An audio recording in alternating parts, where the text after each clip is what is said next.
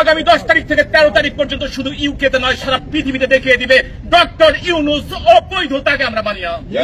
হাজার হাজার ছাত্রলীগ, যুবলীগ, স্বেচ্ছাসেবক লীগ, আওয়ামী লীগের নেতাকর্মীদের হত্যা করেছে, পুলিশ হত্যা করেছে। সে বাংলাদেশের অর্থনীতিকে ধ্বংস করেছে। 54 বছরের ইতিহাসে অর্থনৈতিক বিপর্যয় আমরা এত দেখি নাই। জিডিপি সবচেয়ে কম এই বছরটিতে, বাজেট ঘাটতি সবচেয়ে বেশি এই বছরটিতে। 5 লক্ষ ছাত্রের জীবন নষ্ট করেছে, কাউকে বহিষ্কার করেছে, কাউকে অব্যাহতি দিয়েছে, কাউকে পরীক্ষার হলে দায়িত্ব দেয় নাই, কাউকে সার্টিফিকেট দিতে দেয় নাই। বাংলাদেশের সাংবাদিক তারা হচ্ছে গণতন্ত্রের প্রাণ।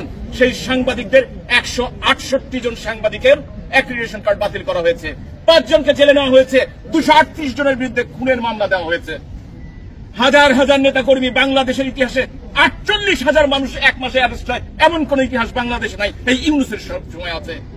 গত 10 মাসে 3.5 লক্ষ মানুষকে অ্যারেস্ট করা হয়েছে। কোন গণতান্ত্রিক দেশের হতে পারে না। বিচারহীনতার সংস্কৃতি চলছে বাংলাদেশে। ভাই সামনে যায় না।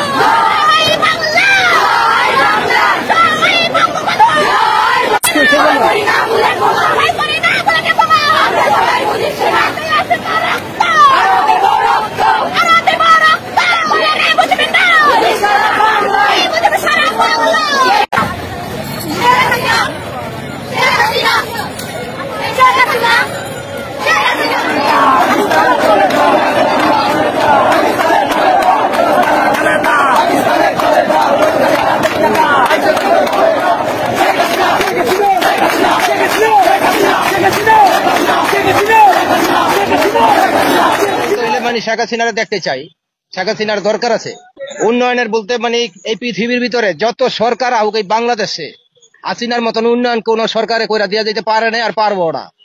এখন যত দলে থাক এই দলের ভিতরে মনে করেন চুরি ডাকাতি ছিনতাই এগুলি বেশি হইতাছে, এগুলি ফিরানোর মতন লোকজন কেউই নাই। দিন দুপুরে মানুষরে ঠেক দিয়া টাকা লয়ে দিতেছে, বর্তমানে চোখে দেখা। আর হাসিনার 16 বছরের ভিতরে এই পর্যন্ত রাজনীতি করে গেছে, কোন একটা ছিনতাইকারী রাস্তায় পায়নি, কোন একটা টোকাইও সাহস পায়নি।